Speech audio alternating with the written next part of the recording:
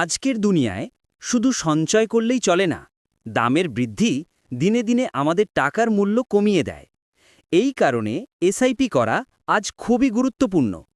SIP মানে ছোট ছোট টাকা থেকে বড় ফান্ড তৈরি করা। মাসে 500 বা 1000 টাকা দিয়েও শুরু করা যায়।